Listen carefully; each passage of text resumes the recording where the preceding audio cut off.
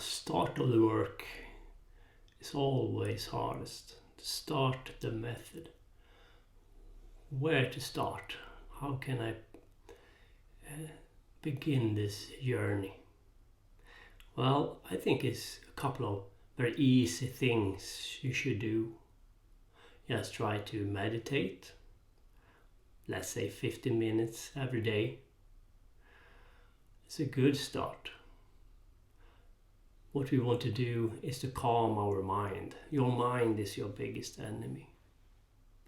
And of course, behind me is my temple. Put together your temple. That's your gym, your working space. In the tarot deck, in the Major Arcana, you have the Magician as the first card after the Fool. And the Magician is about putting your material circumstance together in order for you to be able to do the work. If you can't have a room dedicated to your temple, maybe you can have an altar. Do something and have a space you go into to do the work. If you have it, your mind will get used to the idea that I will work when I am in this space. The symbology with the pentagram, the chalice, all of this is also important. To have these symbols around you. To remind you that you are here to do the work. It's very easy to be thrown off in this modern world. You have a lot of things to do. But when you go into your temple, you should go in there with the idea to do method or to train. If you do it consistently, your mind will get used to the idea that that space is sacred for you. There's a space where you go to train and you go into this mode of being. Therefore, it's very good to have a special dedicated room to your temple. But if you can't, you can't. Remember, the card Magician in the tarot card is talking about this. To put your material reality together, to arrange your material reality in order for you to be able to do the work. The most important temple is your own body. And that's also the card number 1, the Magician, is also about your body, your temple. Have you the right attitude for the work? Do you have too much water? Do you have too much sword? Do you have too much wounds? Do you have too much earth? What's the balance between this? What is your weakness? What is your strength? My experience, and I think most of us, is that in the beginning we have too much sword. You cannot rationalize your way through this method. Cannot be done. And your mind will always convince you not to do the work or find excuses not to do the work. You have to beat your mind to it. You have to train hard to take control of your mind. Your mind will try to convince you that you have other things to do. This is not worthwhile. I haven't any wrestles and I've been in here for 5 hours or in 5 different sessions and nothing happens, and now I want to try something different. All of those things you have to just take away from your mindset. This requires hard work, and to cultivate your mind is the first step. Your mind will tell you that no, this particular item doesn't work for you. Now I can do it on my own way. I can change things in order to make it more in tune with my likes and wants. Matter of fact, there are always things in the left-hand path method we are hard or struggle to deal with. But it doesn't mean that you should give in. That is exactly the moment where you have to push forward and overcome those impulses. And that shows you how much you master your mind. To do things you don't like, but you do it anyway because you want a result. The result is what matters, not what you like. But on the other hand, it cannot be always a struggle to do the work. It is always a struggle.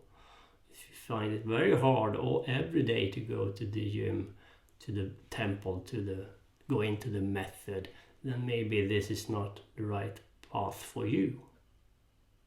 But to say that if everything doesn't suit you, I choose to do something different is not a good thing. You have to push forward and overcome those obstacles. To push forward no matter what cultivates your mind. And when you do it every day, you don't have to go into a temple for hours every day, but let's say at least 15 minutes every day, you start to get used to it and you start to like it more.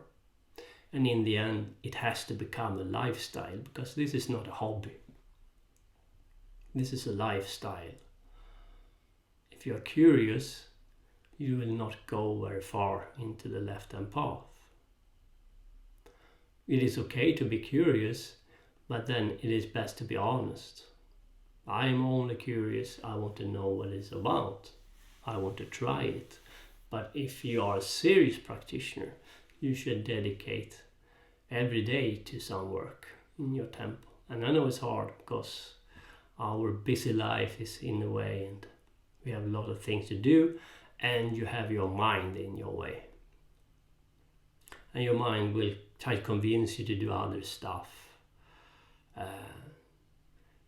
If it's too hard for you, if it is too much of a struggle, then I think this path is not for you.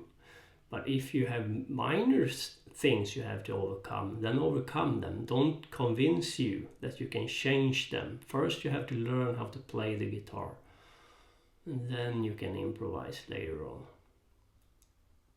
So how to start? As I said before, I think the most important part is to calm your mind, because you cannot rationalize your way to the metaphysical. It cannot be done. Men are more in their head than women. I would say women have an advantage when we start the work. And you can see this in the Major Tarot Arcana as well. The second card is the High Priestess, and the third card is the Empress. Two feminine cards, meaning that you have to go into your unconscious, relax your mind, and just meditate, observe, and work. And it is through work you will have results. Therefore, you have to get rid of doubts, get rid of I don't know if this will lead anywhere. All that mind games, you have to put them in the back burner, and you just go into the temple and do the method over and over again. It doesn't matter what your mind tells you. It is when you do it over and over again, you will have results. And we do the same practice over and over again. It's exactly the same as going to the gym. If you want to have a result in the gym, you have to be persistent. You have to train. Same training every day. Not same, but you have a schedule you follow. You can't become a bodybuilder and an athlete at the same time. At least not into track and field, right? And a bodybuilder is two different things, two different bodies, two different methods of training to achieve the body you want. into the left-hand path, we work very hard to calm our mind. It means a lot of meditation, breathing exercises, Kundalini and chakra work to raise the energy in your body, astral travel. Therefore, it's very important to be able to visualize and learn how to visualize. We do a lot of invocation to gods. This means training. You will not succeed right away. You have to go about it over and over again. And you have to put the brain into the back burner. Don't allow your brain to convince you that the gods don't want to communicate with you, that you will never have results. It will come when your mind is calm and ready for it.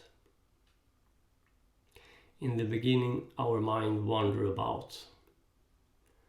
Doubt, fear, is it worthwhile? Is this for me? And people give up way too quick, way too fast. On the other hand, if it is a struggle with you to go to the temple every day, then it might not be for you.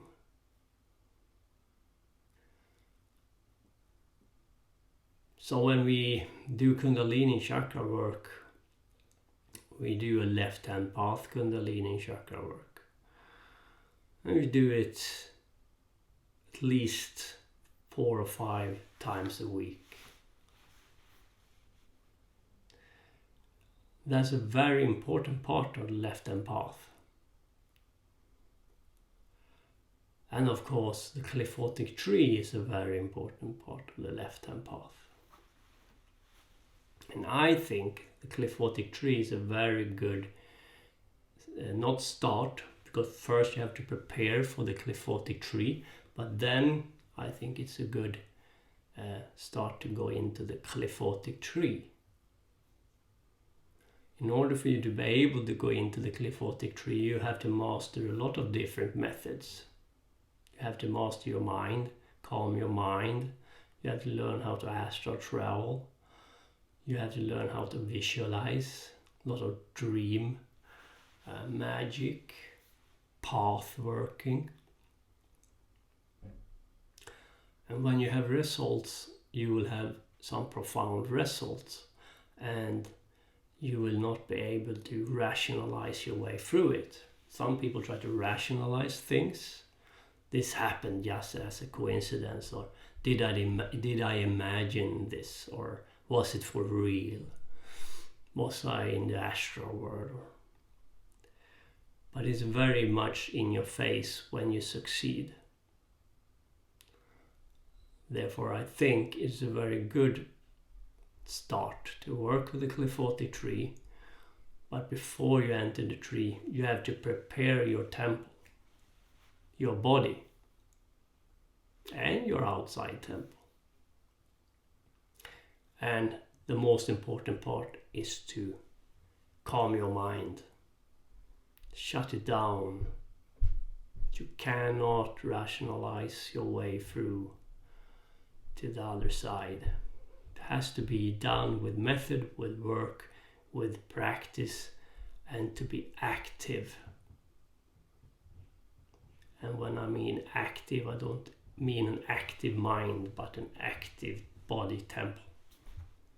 To work in your temple, to do the Kundalini chakra work, to do the astral travel work, to do the energy rising techniques. And if you do it the right way, you will have success. I know there are some people who are maybe they will never have results. They do exist, and this is not for you, but you will feel that. If it is a struggle for you to go to the temple and do the work every time, if you are too much in your mind, or if you have too much fear then this is not for you. Otherwise, I think it's a matter of time if you do it the right way. Many people have problem to have a teacher telling them what to do. I don't know why. It's very strange to me. So for example, if you're into martial arts, you go to the dojo and you listen to your teacher. And you do what he or she tells you. You need to learn the basics. But people, for some reason, when we come to esoteric stuff, they think they can improvise and do whatever they want right from the start. It's so strange to me. You have to start to learn the basic techniques before you can start to improvise. It doesn't mean that you don't have any choices. There are some choices and artistic expression in left hand path, of course. And those will come more and more frequent the further you go. But in the beginning, you have to understand that you have to do some basic exercises and do them correctly. This is also about self-expression, so don't get me wrong. The further you go, the more self-expression will be a common thing. Your self-expression will be a very big part of it. But in the beginning, no. Doesn't mean that you cannot do any choices. You can.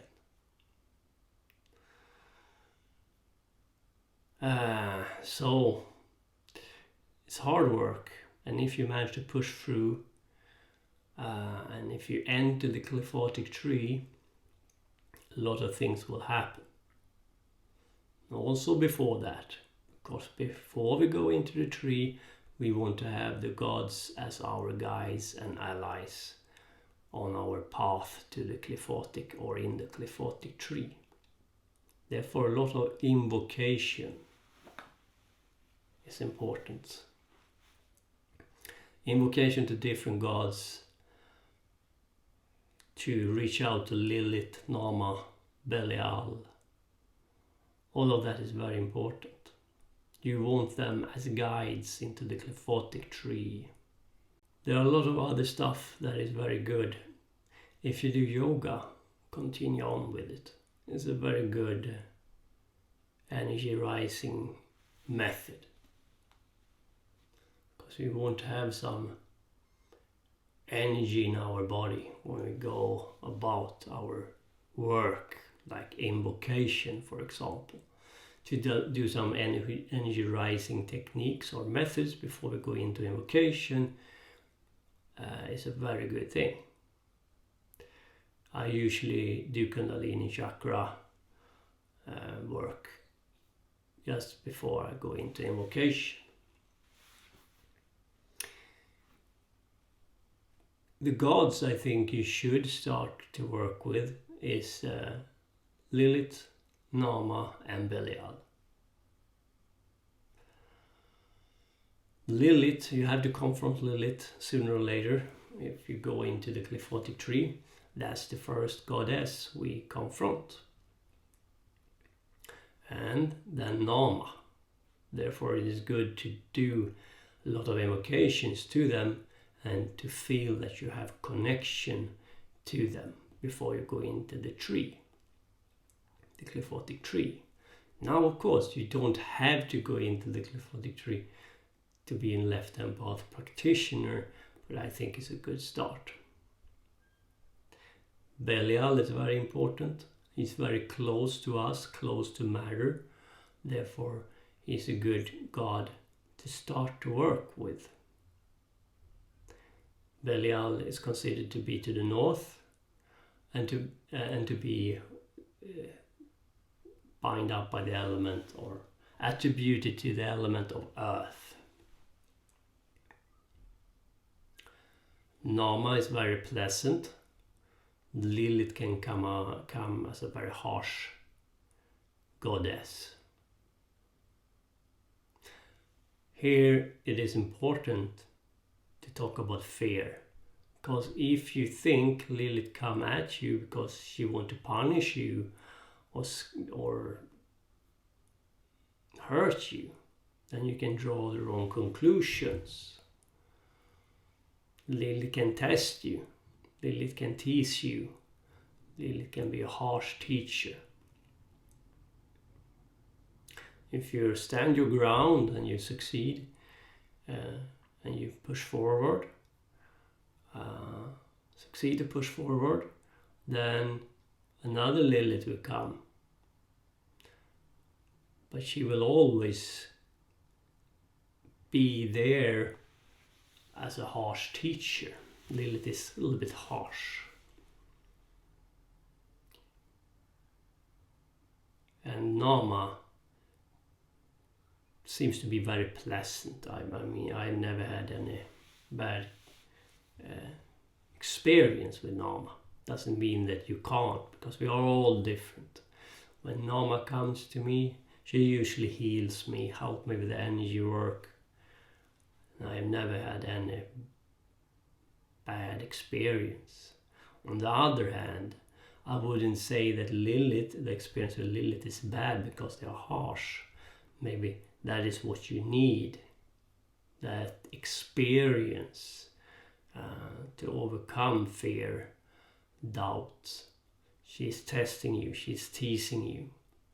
Belial comes for the most part as a very pleasant, if you show him respect, he's very pleasant and helpful. And Belial talk, according to my experience, a lot about your body as your temple, your body temple, how to transform your body, how to evolve.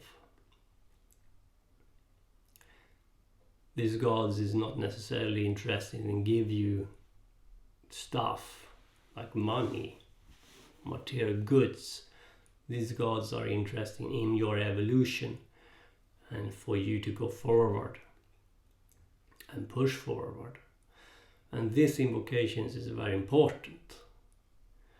And I think it is a good thing to start with Lilith, Nama and Belial, because you will confront Lilith and Nama if you go into the cliffotic tree. Lilith is the first cliffa and Nama is the second one, and you should work with them in that order. Therefore you have to confront these gods, goddesses.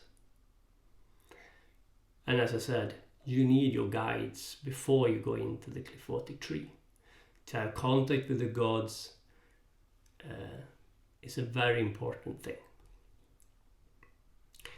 When you get contact with the gods, you will feel it. They will come to you when you sleep or when you are in your temple. Very often they come to you when your brain goes down to theta brain state and your brain is calm and you can be and you are reachable. But we are all different. And some people are very good at picking up this energy when they are in the temple. And some have better results when they go to bed. Many people think they have failed when they don't have profound result right away when they do the invocations. That is a very dangerous assumption, because many times you have you will see the result in nature, like animals answer to you or call out to you. The result can come 1 week later after the invocation or 2 weeks. You don't know. Therefore, you need to have an open mind. When you are in your temple and you do this invocation, the result come when you allow them to come. That's the reason why you have to be able to calm your mind. It is when your mind is calm and allow it to happen, then it happens. If your mind is active and are thinking of stuff or thinking of results, I want result, show yourself belly out, no, it's not a good thing. It's rather when you completely relax and don't have any expectation and just allow it to happen. Therefore you have to come to that state, and you do it with hard work. You have to beat your mind to it or cultivate your mind to it.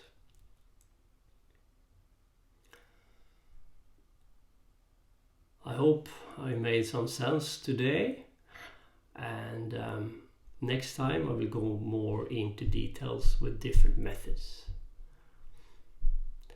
Thank you to all my subscribers, and I hope you have enjoyed the second part in the method series.